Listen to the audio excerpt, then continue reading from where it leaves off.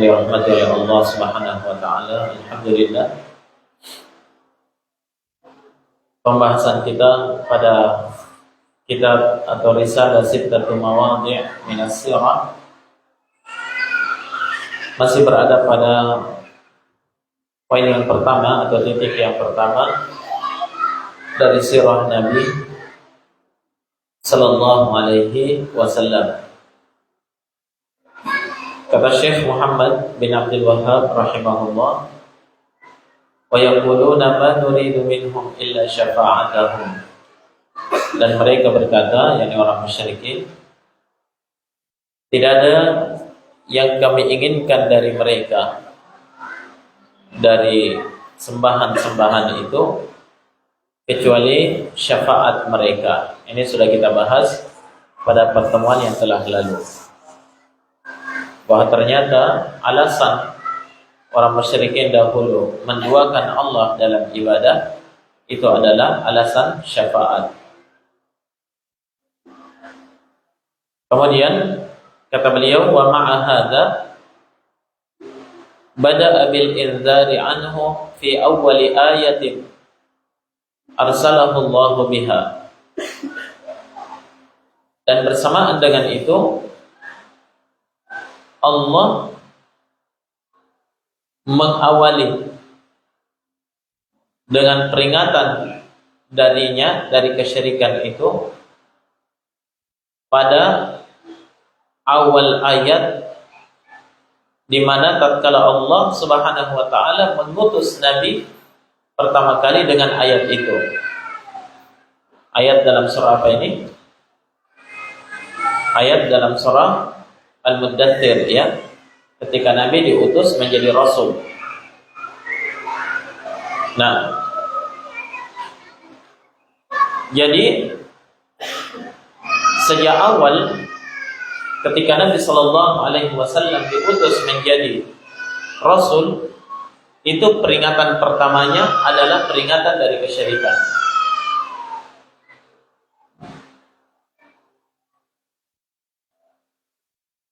Mari kita perhatikan ya, dalam surah Al-Muddathir, ya ayyuhal muddathir, wahai orang yang berselimut, qum fa'anzir, bangkitlah, berikan peringatan, wa rabbaka fakabbir, dan terhadap Tuhanmu besarkanlah,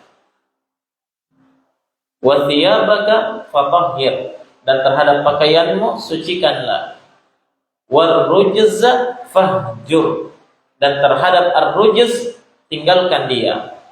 Apa itu ar-rujz? Itu adalah asyirku, kesyirikan.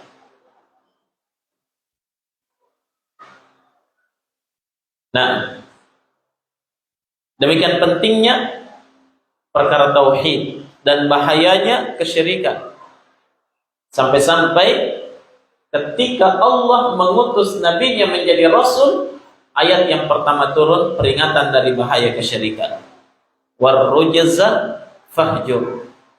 Dan ar-rujz yakni asyirku, hendaknya engkau menjauhinya. Kata beliau, fa in ahkamta hadhihi al-mas'alah fa ya busyrak. Jika engkau sudah faham betul dengan permasalahan ini, maka ya, berita gembira untukmu.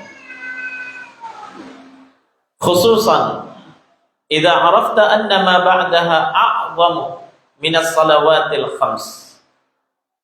Terkhusus lagi jika engkau telah mengetahui bahwasanya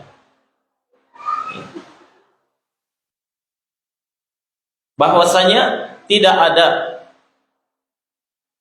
perkara yang paling agung, paling besar setelah perkara tauhid ini selain daripada salat 5 waktu.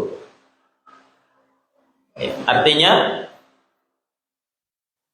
tidak ada perkara yang terbesar di dalam agama ini setelah perintah terhadap tauhid kecuali salat 5 waktu. Apa artinya jemaah sekalian?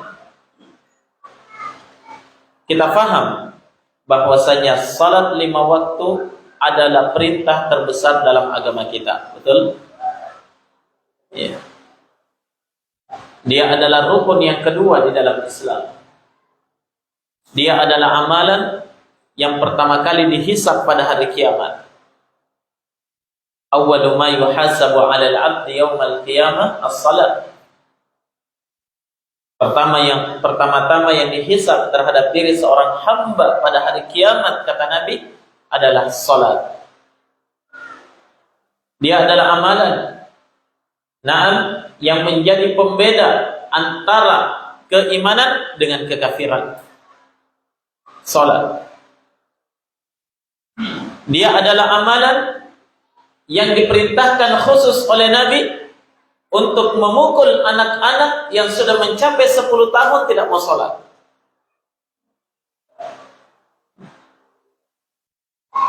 Dia adalah amalan yang diperintahkan langsung oleh Allah di dalam Al-Quran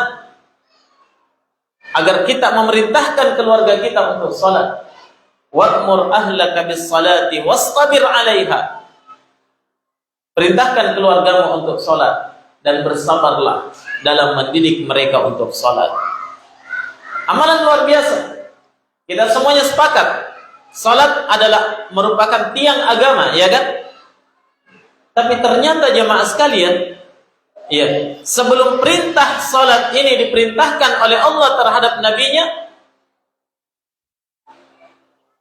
ada perintah sebelumnya yang lebih besar, lebih agung, yaitu apa?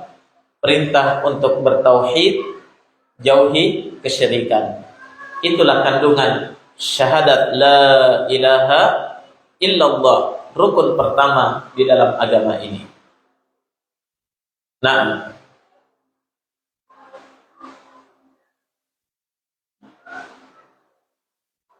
jadi kata beliau terkhusus lagi, jika engkau mengetahui bahwa tidak ada perkara yang terbesar setelah perkara ini, yakni setelah perkara tauhid, selain daripada apa? Salat 5 waktu.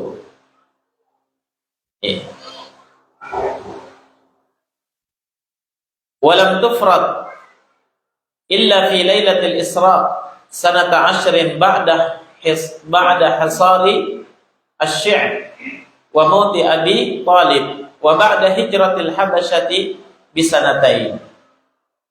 Dan salat ini, kata beliau, tidaklah diperintahkan kecuali pada malam Isra di tahun ke-10 setelah diboikotnya Nabi SAW dan masyarakatnya, dan setelah meninggalnya Abu Thalib, dan setelah hijrahnya kaum muslimin ke negeri Habasyah sekitar 2 tahun lamanya. Di sini beliau ingin menjelaskan kepada kita bahwasanya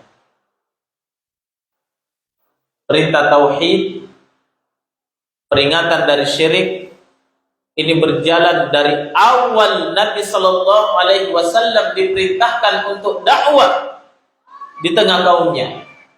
Setelah turunnya surah Al-Muddatsir sampai kapan? Iya.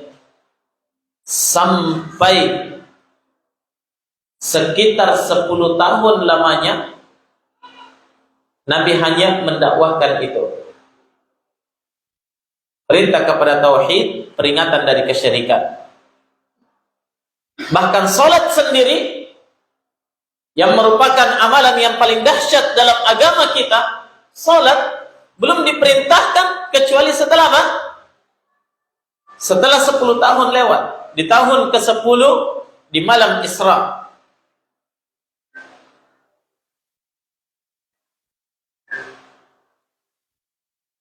Berarti tauhid dan bahaya daripada syirik ini adalah perkara yang terpenting di dalam agama kita. Coba bayangkan jemaah sekalian, 10 tahun lamanya Nabi berjuang, Nabi dakwah di Mekah hanya tauhid, jauhi syirik. Mari bertauhid, tinggalkan syirik. Nah, kalau seperti ini keadaannya jemaah sekalian, tidak mungkin perkara ini adalah perkara yang sepele. Betul? Tidak mungkin dia adalah perkara yang sepele. Dia adalah perkara yang terpenting di dalam agama kita. Bahkan salat ini, kata beliau, disyariatkan setelah diboikotnya Nabi Sallallahu Alaihi Wasallam. Masih ingat tentang kisah diboikotnya Nabi? Ya. Kenapa Nabi diboikot? Karena Nabi terus mendakwahkan tauhid, memperingatkan dari syirik, memperingatkan dari sembahan dan berhala-berhala orang-orang musyrikin. Nah, kemudian Nabi Sallallahu Alaihi Wasallam didukung oleh beberapa orang.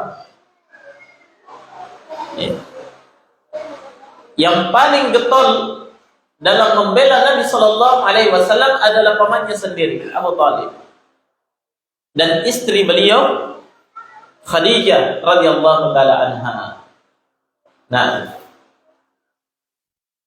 walaupun Khadijah karena dia adalah seorang wanita tidak terlalu besar pengaruhnya, namun dengan harta benda beliau mendukung dakwah Nabi Sallallahu Alaihi Wasallam. Ya, demikian pula, ya, dengan apa? Dengan motivasi yang beliau berikan kepada Nabi Sallallahu Alaihi Wasallam, itu cukup menjadi penopang terbesar di dalam dakwah Nabi. Paman beliau Abu Talib, walaupun dia tidak menerima Islam, tapi dia berdiri di depan, tidak ada yang boleh menyentuh Nabi Sallallahu Alaihi Wasallam sedikit pun. Maka Nabi bebas dalam berdakwah tanpa harus khawatir dengan ancaman orang-orang musyrikin. Nah, ketika orang-orang musyrikin dahulu itu, orang-orang Quraisy sudah merasa bahwa dakwah Muhammad ini semakin merajalela. Tidak ada cara untuk menghentikan dakwahnya kecuali harus diboikot. Nah, Muhammad, pengikutnya, dan seluruh orang yang mendukungnya, termasuk Abu Talib sendiri, diboikot. Termasuk pembesar-pembesar Bani Hashim, sementara mereka belum menerima Islam. Bani Hashim keturunannya Nabi, ya, dari kakeknya Nabi. Jadi semua keturunan Bani Hashim itu diboikot. Dan mereka membuat surat pemboikotan yang ditulis dengan resmi, ditandatangani oleh seluruh kepala kabilah, kemudian digantungkan di Ka'bah. Coba lihat, ya, menunjukkan ini bukan perjanjian biasa ini. Sampai-sampai digantungkan di Ka'bah perjanjian itu, bahwa seluruh kabilah ketika itu bersepakat untuk melakukan pemboikotan terhadap Muhammad dan Bani Hashim. Karena Bani Hashim ketika itu, walaupun dia tidak menerima dakwah Nabi, belum menerima dakwah Nabi, tapi mereka membela Nabi sebagai keluarganya. Begitu, ya. Terjadi pemboikotan jamaah sekalian di daerah Gunung Qudayd dengan Gunung Qayqa'an, kalau tidak salah. Gunung Qudayd dan Gunung Qayqa'an. Sekarang masih ada. Dua gunung itu masih ada, menjadi saksi sejarah terhadap apa yang pernah diderita oleh Nabi Sallallahu Alaihi Wasallam di lembah itu. Tidak jauh dari Ka'bah, ya, gunungnya. Naam. Kalau ada yang berangkat umrah nanti, insya Allah kita tunjukkan langsung ini gunungnya. Di lembah inilah tempat Nabi Sallallahu Alaihi Wasallam diboikot. Selama berapa lama jemaah? Selama 3 tahun lamanya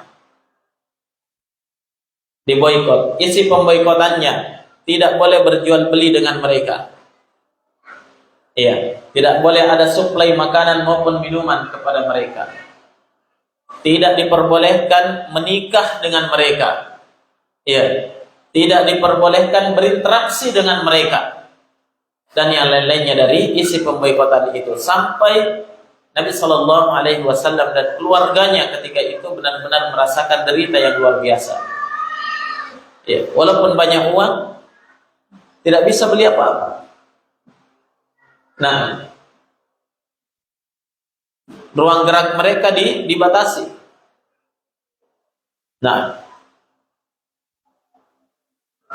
sampai-sampai disebutkan dalam satu riwayat, Nabi dan para sahabatnya yang diboikot di situ terkadang mereka dalam sehari hanya makan rumput. Demikian beratnya pemboikotan ketika itu jamaah sekalian. Iya. Ketika terjadi pemboikotan ini, salat 5 waktu belum ada syariatnya. Apalagi puasa, apalagi zakat belum ada. Yang ada hanya qulu la ilaha illallah tuflihu. Ikrarkan la ilaha illallah, kalian akan selamat.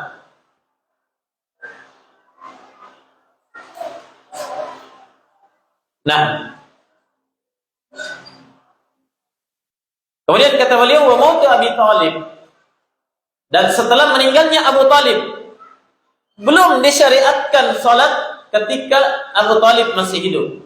Setelah meninggalnya Abu Talib, ya, disusul dengan meninggalnya istri beliau tercinta Khadijah radhiyallahu taala anha, ya, baru disyariatkan salat 5 waktu.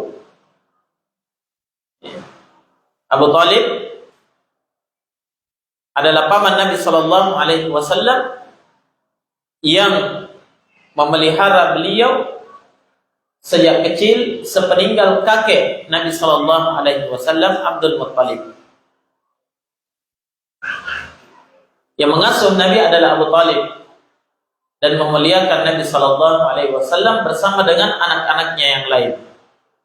Ya, termasuk Ali,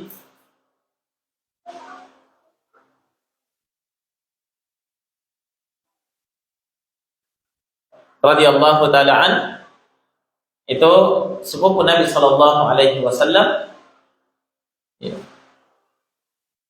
diasuh oleh Abu Talib ini. Hanya sayangnya Abu Talib tidak mau menerima Islam. Bukan karena dia tidak yakin akan kebenaran yang dibawa oleh Nabi. Bahkan Abu Talib sendiri mengakui dalam salah satu ungkapannya, laqad alimtu anna dina Muhammadin khairu dinil bariyati. Katanya, saya sangat tahu kalau ajaran yang dibawa oleh Muhammad itu adalah ajaran yang terbaik. Tapi kenapa dia tidak ikut? Katanya, laulal malama, seandainya bukan karena khawatir saya dicerca. Iya. Khawatir saya ini akan direndahkan oleh orang-orang Quraisy, saya akan mendukungnya, mengikutinya. Sampai pada akhirnya dalam kisah yang masyhur, ya, Abu Talib menghadapi kematiannya. Nabi Sallallahu Alaihi Wasallam terus mengajak Abu Talib untuk menerima Islam, karena dia adalah pengganti orang tuanya. Dan orang yang paling diharapkan oleh Nabi Sallallahu Alaihi Wasallam menerima Islam adalah Abu Talib. Tapi ujian terberat untuk Nabi, Abu Talib menentang untuk masuk Islam, walaupun dia tetap membela kalau ada yang mau menyakiti Nabi. Ujian terberat bagi Nabi Sallallahu Alaihi Wasallam. Ya, terus Nabi ajak, terus Nabi dakwahi sampai akhir hayatnya. Ketika Abu Talib sudah menemui ajalnya, ya, dalam proses sakratul maut, Nabi Sallallahu Alaihi Wasallam masih mendatangi Abu Talib, mengajak, ya ammi, qul la ilaha illallah kalimatan uhajju laka biha indallah. Kata Nabi, wahai pamanku, ucapkan la ilaha illallah, yang dengan kalimat ini saya akan selamatkan engkau nanti pada hari kiamat. Saya jadikan hujjah di hadapan Allah untuk menyelamatkanmu pada hari kiamat. Tapi di dekatnya Abu Talib ada siapa? Ambok dongo, Abu Jahal, Abdullah ibn Umayyah. Terus membisiki di telinganya, atarghabu an millati Abdul Muttalib. Kamu sudah benci dengan agama bapakmu Abdul Muttalib. Jadi Nabi menggoyahkan keimanannya terhadap berhala. Abu Jahal menguatkannya agar tetap istiqamah di atas kesyirikan. La haula wala quwata illa billah. Ini bahaya teman duduk yang jelek. Ya. Teman bergaul yang jelek.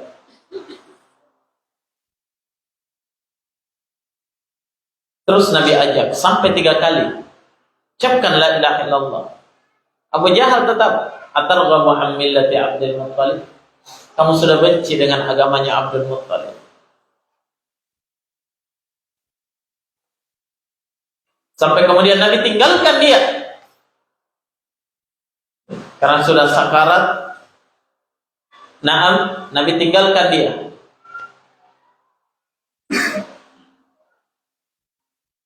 Tidak lama berselang waktu, datang Ali bin Abi Thalib.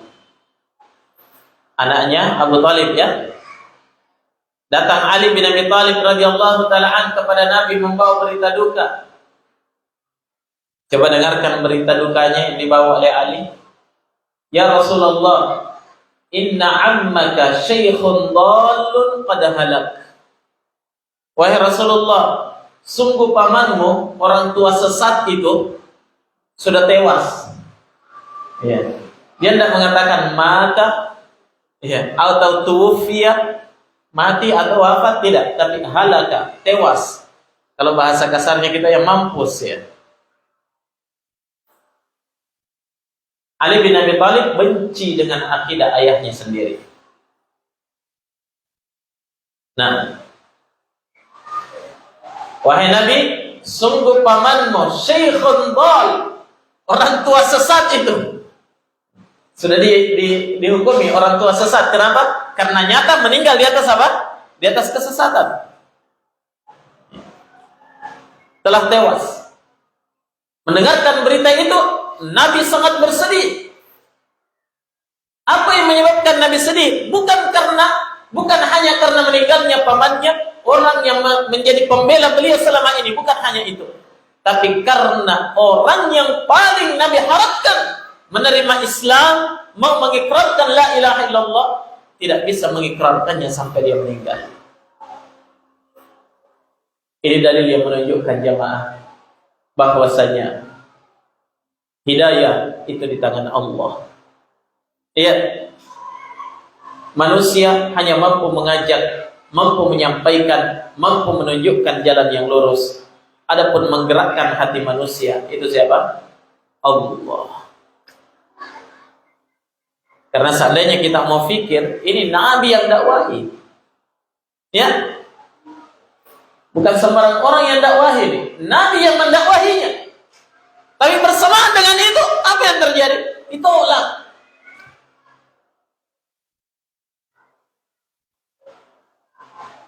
Sampai demikian sedihnya Nabi Sallallahu Alaihi Wasallam langsung bersabda, Ya ammi, la astaghfiranna laka ma lam unha anka. Wahai pamanku, pasti saya akan mintakan ampun kepada Allah untukmu selama saya tidak dilarang.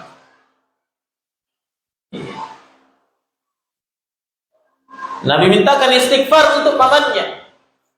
Nah, demikian besar jasa Abu Talib terhadap Nabi. Sampai nyata-nyata pamannya menolak Islam sampai meninggal, Nabi tetap mintakan istighfar, ampunan Allah Subhanahu wa taala terhadap Nabi.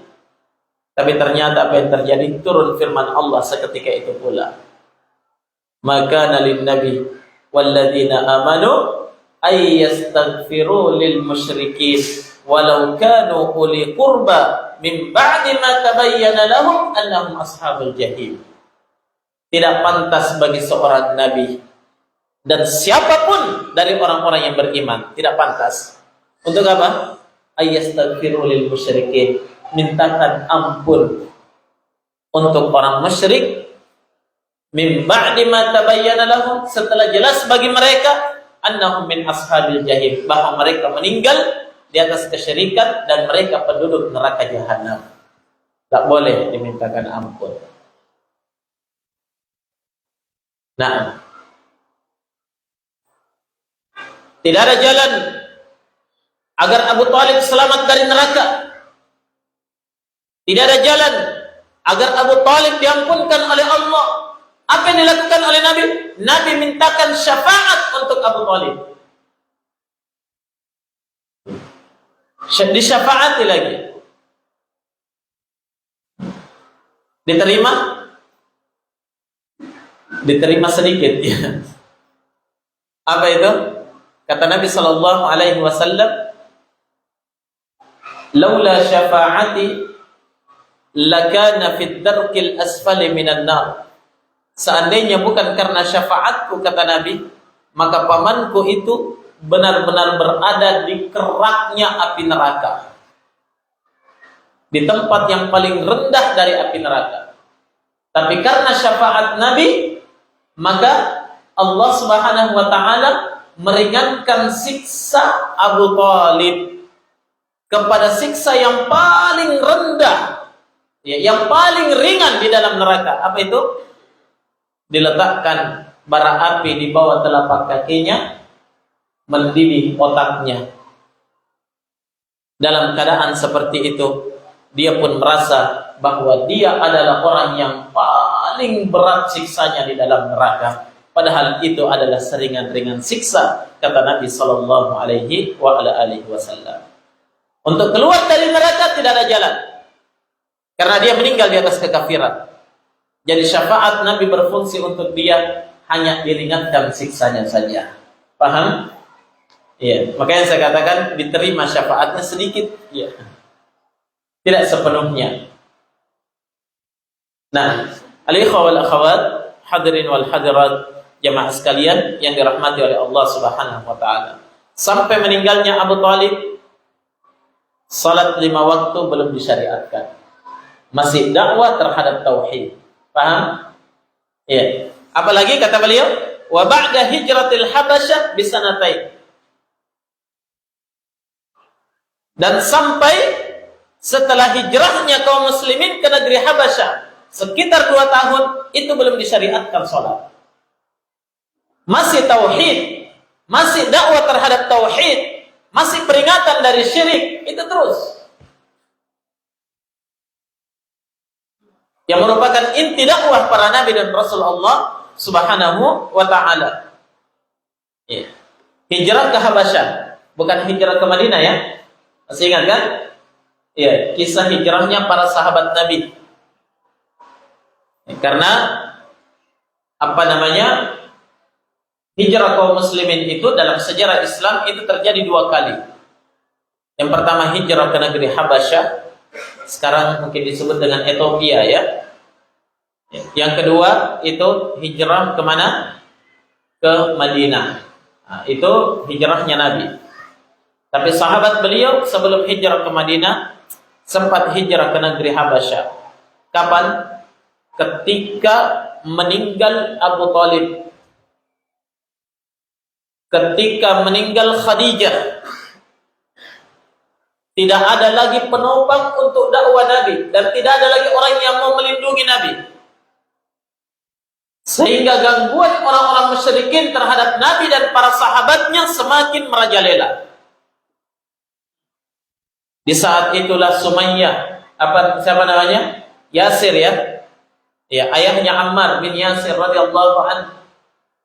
Di saat itulah beliau apa? Ya. Dibunuh di padang pasir, dijemur sampai dia meninggal. Ibunya Sumayyah disiksa. Kemudian datang Abu Jahal menusukkan tombak di kemaluannya sampai meninggal. Di saat itulah Bilal bin Rabah radhiyallahu taala disiksa juga oleh Umayyah, majikannya sendiri, sampai diletakkan batu yang besar yang panas di atas dada beliau di tengah padang pasir di musim yang sangat panas. Nah, kita tidak bisa bayangkan jemaah sekalian bagaimana panasnya itu kota Mekah di puncak musim panas. Kita berjalan saja ke masjid, subhanallah, sulit untuk bertahan ya. Sampai sebagian ikhwan mengatakan seandainya mungkin ini telur ayam kita letakkan di padang pasir itu bisa setengah masak. Nah, melepuh kulit Bilal bin Rabah, ucapannya hanya ahad, ahad, ahad. Di saat itulah jemaah sekalian, Nabi kita sallallahu alaihi wasallam tatkala beliau bersujud kepada Allah di depan Ka'bah, datang orang musyrikin meletakkan kotoran unta di atas punggung beliau. Nabi tidak bisa bangkit dari sujudnya kecuali setelah datang putri beliau tercinta Fatimah radhiyallahu taala anha membuka seluruh kotoran itu dan membersihkannya dari punggung Nabi. Di saat itulah gangguan yang sangat dahsyat. Maka Nabi sallallahu alaihi wasallam mendengarkan berita bahwa di negeri Habasyah ada seorang raja yang beragama Nasrani yang sangat-sangat adil terhadap rakyatnya dan bertanggung jawab melindungi orang yang datang berlindung kepadanya. Maka Nabi perintahkan para sahabatnya untuk mempersiapkan diri hijrah ke Habasyah melewati Laut Merah. Nah,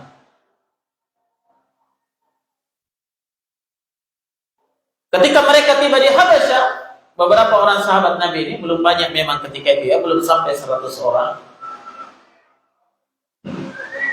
Mereka tiba di Habasyah. Ternyata benar. Berita yang didengarkan oleh Nabi ini benar. Bahwa memang dia adalah raja yang sangat adil. Maka mereka pun dilindungi oleh Raja Habasyah ketika itu. Dan mereka hidup di sana walaupun di tengah orang-orang Nasrani. Orang musyrikin tidak tinggal diam. Mereka tahu hijrah ke Habasyah. Maka mereka mengutus delegasi mereka dengan membawa hadiah-hadiah yang banyak kepada Raja Habasyah. Persembahkan kepada Raja Habasyah hadiah yang banyak itu. Tujuannya apa? Tujuannya untuk mempengaruhi Raja Habasyah. Mereka mengatakan bahwa Raja Habasyah ketika itu digelar dengan Najasyi, An-Najasyi.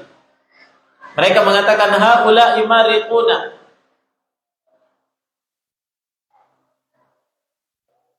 syariduna minna ruddahum alaina. Mereka mengatakan mereka ini karena ketika itu para sahabat Nabi juga dipanggil ketika datang orang-orang dari Mekah ini melapor kepada Raja Habasyah, maka para sahabat Nabi pun dipanggil juga. Dan yang menjadi juru bicara para sahabat ketika itu adalah Ja'far bin Abi Thalib, sepupunya Nabi, saudaranya Ali bin Abi Thalib. Ja'far bin Abi Thalib.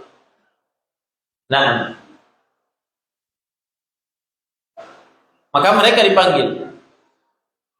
Di hadapan raja, mereka orang-orang musyrikin ingin mengatakan mereka ini adalah orang-orang yang kabur dari negeri kami. Maka kembalikan mereka kepada kami. Mereka ini adalah orang-orang yang telah mencerca Tuhan-Tuhan kami dan Tuhanmu, wahai Raja Habasyah. Coba lihat ya, provokasi. Nah, dan seperti itu pekerjaan orang-orang yang menginginkan kejelekan. Ya. Bagaimana supaya raja membenci? Mereka ini membenci Tuhan kamu juga. Maksudnya Yesus ya, Nabi Isa.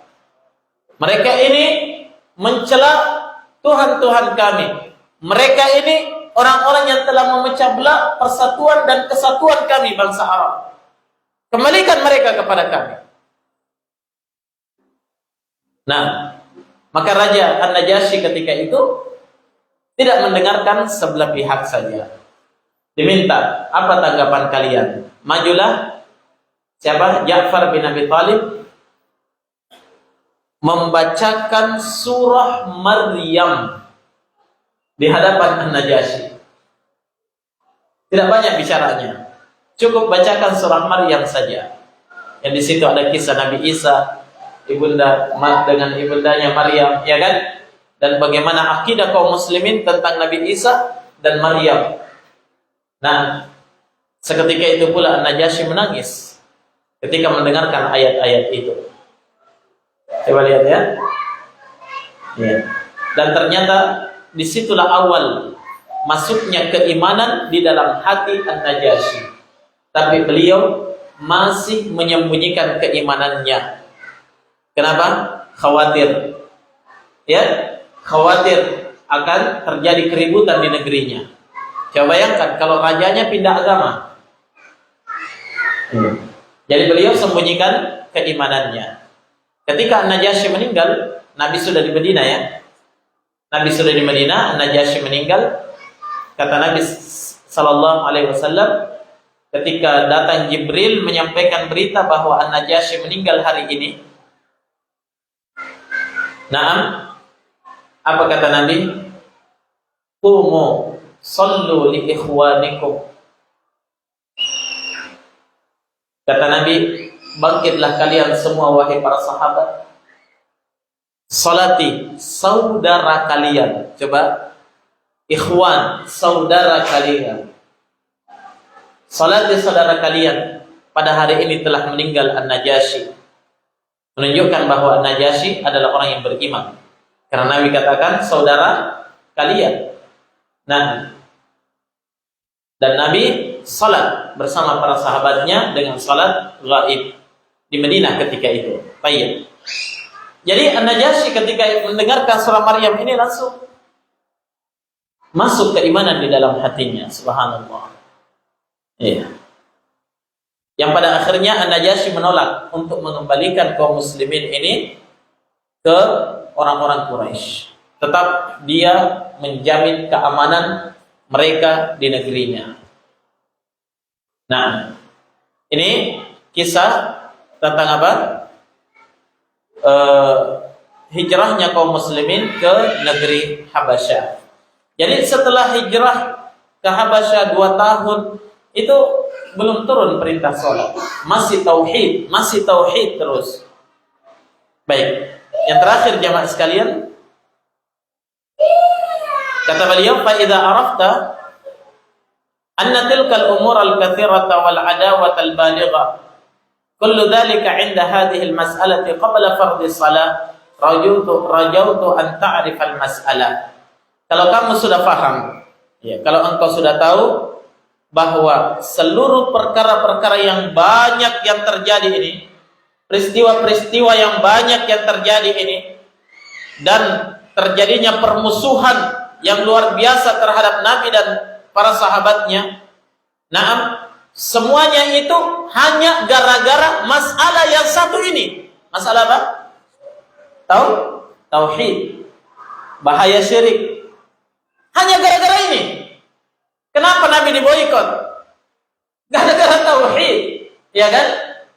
Kenapa para sahabatnya harus hijrah ke Habasyah? Kenapa harus ada yang menjadi korban di sana? Sumayyah dan suaminya Yasir. Ya, sampai-sampai Ammar bin Yasir pun harus mengikuti keinginan mereka, mencela Nabi di hadapan mereka. Karena khawatir akan dibunuh seperti kedua orang tuanya. Kenapa semua itu harus terjadi? Apa yang mereka pertahankan sehingga mereka rela menanggung semua derita itu? Hanya satu saja, tauhid. Belum ada salat. Belum ada salat, apalagi khilafah. Belum ada. Nah, semuanya karena tauhid. Kata beliau, qabla fardhis salat. Semua itu terjadi sebelum diwajibkannya salat.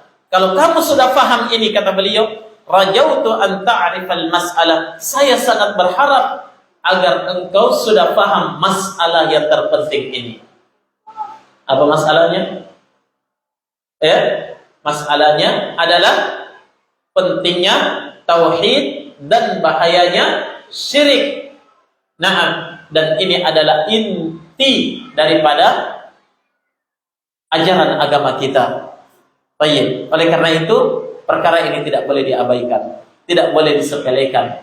Ya, wajib untuk kita perhatikan dengan baik terhadap diri kita, keluarga kita, dan masyarakat kita agar semuanya bisa selamat di hadapan Allah Subhanahu wa taala. Baik. Naktafi bihadzal qadar. Subhanakallahumma wa bihamdik asyhadu an la ilaha illa anta astaghfiruka wa atubu ilaik. Walhamdulillahirabbil alamin. Fadhlu